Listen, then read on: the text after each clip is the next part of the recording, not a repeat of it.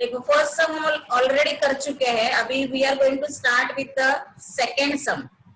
वो तुम लोग ने लिखा होगा, मैंने आपको पहले भेजा था ये सम्स। ओके, अगर नहीं लिखा है तो बाद में लिख लो, मैंने फाइल भेजा है गूगल क्लासरूम में। So let us start with the second sum now. What they have mention, from the following information calculate payback period of Ajay limited. Investment कितना किया हमने, 2 lakhs। जो भी इन्वेस्टमेंट है that will be your cash outflow. Okay, जो भी आपका investment है वो आपका आएगा, ये आपका 2 लाख हो जाएगा कैश आउटफ्लो। कभी कभी ये मशीन का नाम देते हैं, कभी कभी इन्वेस्टमेंट बोलते हैं, तो ये हो गया आपका कैश आउटफ्लो। अभी एस्टिमेटेड लाइफ ऑफ एसेट कितना है, मतलब जो एसेट में हम लोग इन्वेस्ट कर रहे हैं उसका लाइफ कितना है, 10 years। टैक्स रेट दिया है 50%। देखो पे बैक पीरियड ही निकालना है, लेकिन हर एक सम एक दूसरे से अलग अलग है। Now what we are going to do, problem में क्या दिया, देखो ईयर दिया है 1 2 3 4। Even though life is 10 years, हमें 4 साल का इंफॉर्मेशन अवेलेबल है। प्रॉफिट बिफोर डेप्रिसिएशन दिया है और आपको डेप्रिसिएशन दिया है, राइट। तो इन सच अ केस आपको पहले नॉर्मल वर्किंग नोट करके लेना है। कैसे आएगा, देखो नॉर्मल वर्किंग नोट मैंने यहाँ पे कॉलम ड्रॉ करके रखे हैं, आपके पास नोटबुक रेडी रहेगा। मैंने जैसे कॉलम ड्रॉ किए वैसे आपको करना है, लेकिन सबसे पहले फॉर्मेट समझ लो। हमें प्रॉफिट से मतलब नहीं, यहाँ पे हमें कैश फ्लो से मतलब है, यानी जो नॉन कैश आइटम है हम लोग यहाँ पे कंसिडर नहीं करने वाले। तो कैसे फाइंड आउट होगा, अगर आपको अभी यहाँ पे दिया है profit before depreciation, so our starting point will be from profit before depreciation. उसमें से हम लोग डेप्रिसिएशन माइनस करोगे तो आपको मिलेगा प्रॉफिट आफ्टर डेप्रिसिएशन। उसके ऊपर टैक्स का रेट दिया है 50%, वो माइनस करेगा तो आपको मिलेगा प्रॉफिट आफ्टर टैक्स। ये मिला आपको प्रॉफिट आफ्टर टैक्स, बट इसमें हमने डेप्रिसिएशन कंसिडर किया है जो नॉन कैश आइटम है, तो जिसको लेस किया था अगेन उसको क्या करना है, हमें एड बैक करना है। This is the standard format. तो प्रॉफिट आफ्टर टैक्स, उसमें अगर हम लोग डेप्रिसिएशन ऐड करते हैं तो आपको मिलता है कैश इनफ्लो। अभी I am giving you 2 minutes, जल्दी से ऐसे ड्रॉ कर लो तो आपको इजी जाएगा।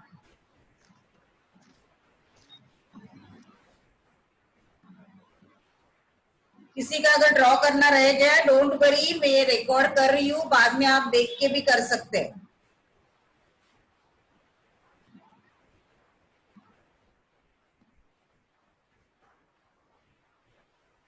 ओके, अभी हमने क्या किया, देखो particulars year 1 rupees, year 2 rupees, year 3 rupees and year 4 rupees. Now एक एक लेना है, ये हमने वर्टिकली किया है, यही आप हॉरिजॉन्टली करना चाहते हैं तो भी कर सकते हैं, it's a way of presentation. अभी एक एक साल लेते हैं हम लोग। Profit before tax before depreciation कितना दिया है, ईयर 1 से जाते, ईयर 1 में दिया है आपको 80,000। सो मैंने यहाँ पे लिया 80,000। लेस करना है डेप्रिसिएशन, कितना है डेप्रिसिएशन 20,000। लेस करना है तो मैं उसको ब्रैकेट में लिखती हूँ, आपने ब्रैकेट में नहीं लिखा तो भी चलेगा। So 80,000 minus 20,000 it will become 60,000, correct.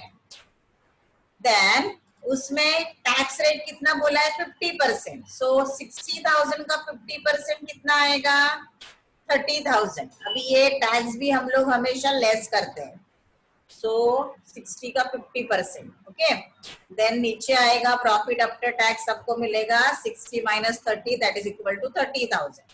Now again आपको डेप्रिसिएशन जो ऊपर लेस किया था उसको अभी एड बैक करना है, तो your answer will be 30 plus 20 50,000। ये हमने एक साल का निकाला, correct.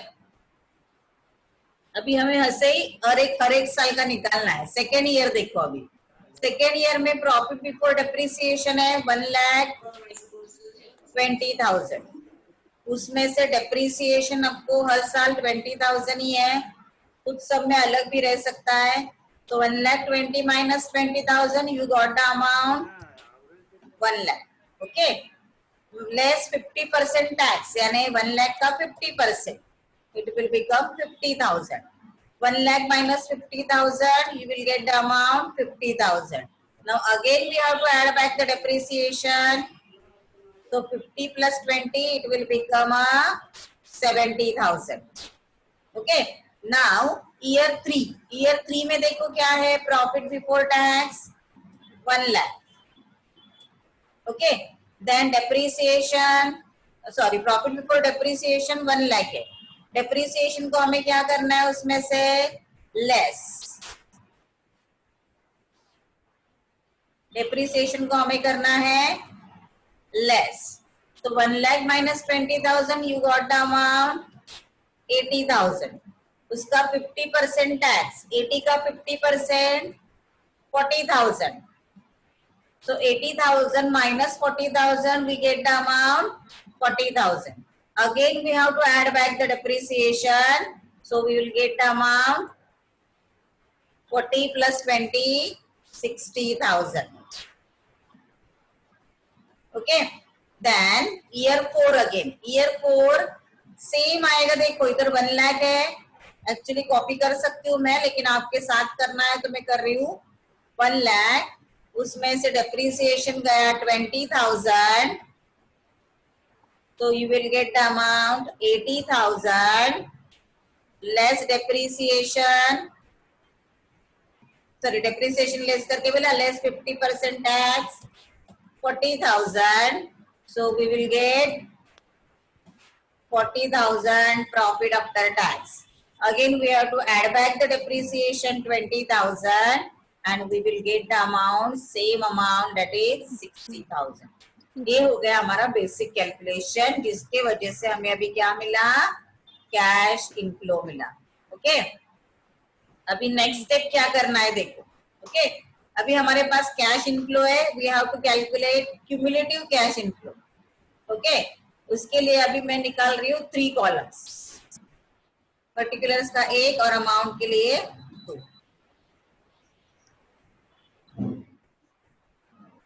So let us start with it.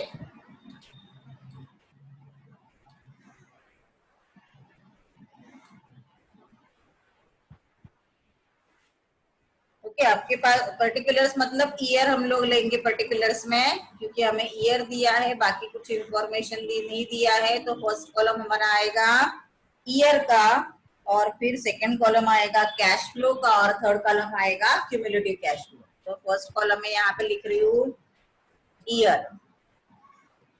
Okay. Second column में आएगा आपका कैश फ्लो रुपीज. उसके बाद क्यूम्युलेटिव कैश फ्लो रुपीज. आपने मैथ्स में किया होगा ना क्यूम्युलेटिव कैश फ्लो. ओके. अभी यहाँ पे पहले मैं ईयर लिख लेती हूँ. ईयर 1, सॉरी, यहाँ पे पहले मैं ईयर लिख लेती हूँ. 1 2 3 4, 4 साल का दिया है. फिर 4 साल का कैश फ्लो उठा के यहाँ पे हमें लिखना है. पहले ईयर का कैश फ्लो कितना है, 50,000. लास्ट लाइन देखो. दूसरे ईयर का 70,000. तीसरे ईयर का 60,000. ओके. एंड चौथे ईयर का भी है 60,000. नाउ ये इसके बाद का स्टेप इंपॉर्टेंट है. अगर आपका लिख के नहीं हुआ है तो बाद में लिखो. ओके. ध्यान रखो यहाँ पे. नाउ हम लोग कैलकुलेटर लेते हैं. क्यूमुलेटिव कैश फ्लो हम लोग ने मैथ्स में सीखा है क्यूमुलेटिव कैसे करना है. फर्स्ट सेम रहेगा 50,000. तो नेक्स्ट क्या आएगा, 70,000 plus 50,000, that is equal to 1,20,000. Okay. 1,20,000 plus 60,000, 1,80,000. अभी यहाँ पे टोटल करके देखते हैं हम लोग. 1,20,000 plus 60,000, we got 1,80,000. Again plus 60,000, that is equal to 2,40,000. ये हमें मिला क्यूमुलेटिव कैश फ्लो. ओके. तो तुम लोग को ये समझ में आया होगा. करेक्ट. बहुत लोग कैलकुलेट भी कर रहे हैं. Very good. देन ये हमें आंसर मिला क्यूमुलेटिव कैश फ्लो का. अभी इसके आगे का स्टेप बहुत ही इंपॉर्टेंट है. हमने पेबैक पीरियड का फॉर्मूला तो लिखा था, लेकिन यहाँ पे प्रॉपरली उसको अप्लाई करना आना चाहिए. यहाँ पे डिवीजन में प्रॉपरली नहीं दिखा सकते तो डिवीजन की जगह में स्लैश डाल रही हूँ। ओके, तो पे बैक पीरियड इक्वल टू, अभी कैसे करना है ध्यान रखो। कितना इन्वेस्टमेंट किया था हमने वो देखो, how much investment we got, 2 lakh. Okay, अभी 2 लाख कितने साल में कवर होता है वो देखने का। देखो अभी यहाँ पे 50,000 2 लाख कवर नहीं हुआ है, करेक्ट। दूसरे साल में हुआ है क्या कवर? नहीं। तीसरे साल में 20,000 बाकी, और चौथे साल में 2 लाख के ऊपर गया तो वो नहीं लेना है, उसके पहले वाला जहां पे 2 लाख के ऊपर गया क्यूमुलेटिव वो नहीं लेना है, उसके पहले वाला कौन सा है? Correct, third year. तो यहाँ पे मैं ले रही हूँ 3 इयर्स। कैसे लिया? देखो ये जो अमाउंट मैं हाईलाइट करती हूँ जो 2 लाख से कम है और नियर बाय 2 लाख से, राइट, वो लिया हमने 3 इयर्स प्लस। अभी देखो ये स्टेप आराम से देखो, क्योंकि ये अगर आपको समझ में आ जाएगा तो कुछ डिफिकल्ट नहीं है। 3 इयर्स प्लस आपको क्या करना है, देखो अभी ये जो नेक्स्ट 60,000 है आपको कितना चाहिए, और यहाँ पे 1,80,000 कवर हो गया, करेक्ट, लेकिन आपको और चाहिए 20,000 2 लाख कंप्लीट करने के लिए। वो कहाँ से निकालोगे? देखो ये अमाउंट से निकालोगे आप, क्योंकि यहाँ तक हमने सब अमाउंट यूटिलाइज कर लिए। तो अभी ये 60,000 में से आपको कितना निकालना है? 20,000 नेक्स्ट ईयर से। तो अभी ये कैसे आएगा इसका आंसर देखो,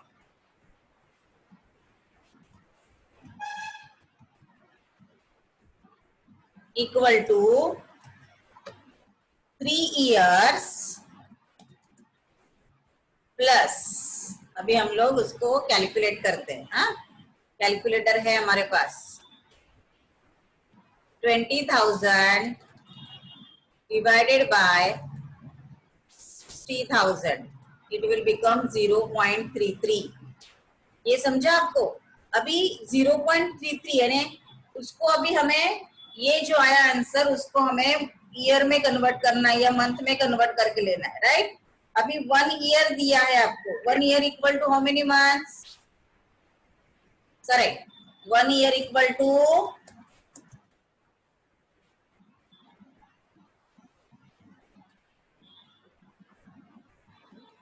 1 year equal to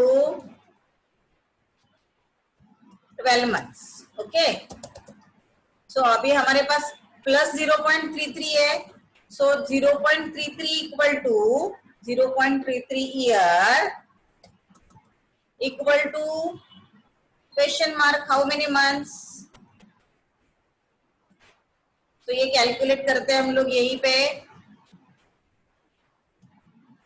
that is by rule of cross multiplication 0.33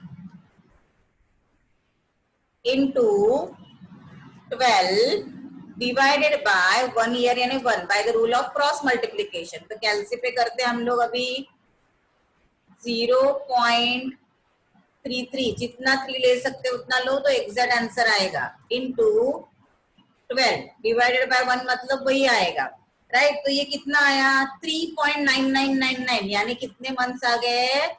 999 मतलब it is equal to 4 months. So what will be your exact answer then?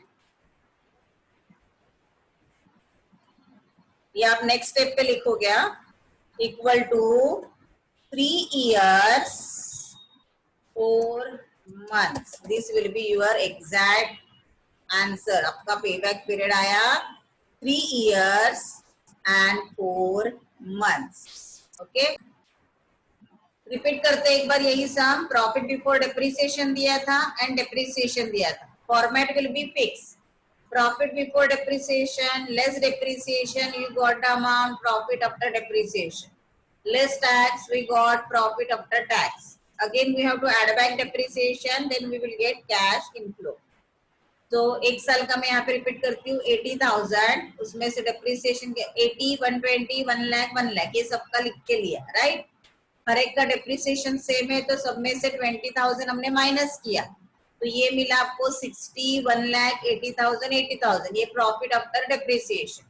अभी उसके ऊपर टैक्स 60,000 का 50% 30,000, 1 लाख का 50% 50,000, 80,000 का 50% 40,000, 80,000 का 50% 40,000, प्रॉफिट आफ्टर टैक्स 30,000, 50,000, 40,000, 40,000। उसमें डेप्रिसिएशन को ऐड बैक किया, फिर आपको मिला कैश इनफ्लो, राइट। अभी जो कैश इनफ्लो मिला है तो हमें अपना स्टार्टिंग पॉइंट लेने का, फिर 1 2 3 4 इयर्स कैश इनफ्लो लिया, क्यूमुलेटिव कैश फ्लो निकाला। इसके आगे का स्टेप पे बैक पीरियड के लिए बहुत ही इंपॉर्टेंट है। 2 लाख हमारा इन्वेस्टमेंट था, तो ये जो 4th ईयर में 2 लाख से आगे जा रहा है, उसके पहले वाला ईयर 2 लाख से कम है, तो इसका इमीडिएट ईयर हमने ये लिया, तो कितने कंप्लीट साल लगे हमें? 3 साल। अभी 4th ईयर में हमें मिल रहा है 60,000, और जिसमें से हमें ओनली चाहिए 2 लाख कंप्लीट करने के लिए 20,000। So we got 20,000 upon 60,000. So 3 years plus 0.33. Now 1 year equal to 12 months. So 0.33 year equal to how many months? So we got the answer 4 months. So our payback period will be 3 years and 4 months. Hope all of you understood this sum. Okay.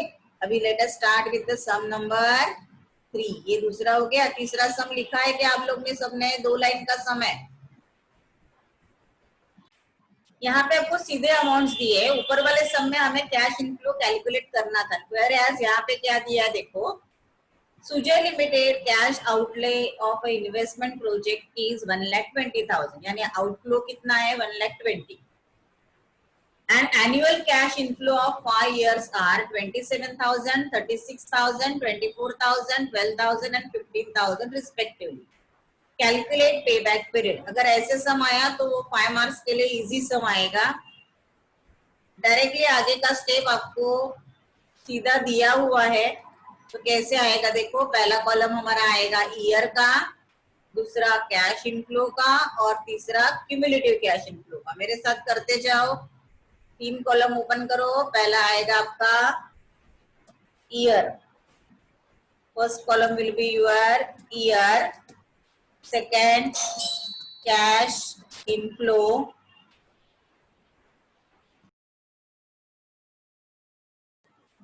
Okay. Year cash flow, cumulative cash inflow rupees, right. Year में कौन से year दिए आपको? अभी देखो 5 साल का बोला है, तो 5 साल आएंगे यहाँ पे आपके 1 2 3 4 5। अभी कैश इनफ्लो में देखो, आपको रेडीली अवेलेबल है फिगर्स, वो लेते हैं हम लोग। पहला ईयर 27,000, दूसरा 36,000, तीसरा 24,000, then 12,000, and last one is 15,000. Okay. Now what we have to do? We have to calculate cumulative cash inflow. उसके लिए पहला ईयर सेम आएगा आपका 27,000। नेक्स्ट ईयर से we have to calculate, correct. अभी पहला ईयर आपका same 27,000 plus 36,000, okay. So 27 plus 36, how much? 63,000. So यहाँ पे हम लोग लिखेंगे 63,000, okay? Then plus 24,000. That will be 87,000. मेरे साथ बहुत लोग कर रहे हैं, कुछ अलग है अमाउंट आया तो मुझे बोलो। प्लस हो गया 24, हो गया। अभी 12,000, सो मिला आपको 99,000 प्लस 15,000।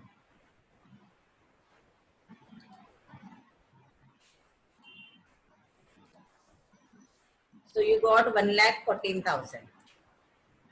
1,14,000. करेक्ट। बहुत लोग कैलकुलेट कर रहे हैं मेरे साथ, ओके। अभी ये मिला आपको। अभी इनिशियल इन्वेस्टमेंट कितना है? 1,20,000 दिया है, करेक्ट। सो इनिशियल इन्वेस्टमेंट हमारा ज्यादा है, देखो 1,20,000 है ना हमारा, कितना इनिशियल इन्वेस्टमेंट 1,20,000, और ये कितना आया हमारा, देखो आ रहा है कितना हमारा। ओके, मैं रिपीट करती हूँ जरा, ये देखो हमने क्या किया था, ये cash inflow, cash and cumulative cash inflow, यहाँ पे हमें 6 साल का कैश इनफ्लो दिया है, उसके ऊपर से हमने क्यूमुलेटिव कैश इनफ्लो निकाला, फिर हमें टोटल कंप्लीट करना है 1,20,000। सो यहाँ पे हमने 1,14,000 पे इसको स्टॉप किया, तो 5 साल पूरा लगेगा, और छठे साल में से हमें ओनली 6,000 की जरूरत है, तो 6,000 divided by 50,000, right. So 5 years plus 0.12 कितना आएगा अपना, करेक्ट, 0.12 मतलब हमने कन्वर्ट किया उसको मंथ में, तो ये हमारा आया 1 मंथ में। So 5 years 1 month will be your answer.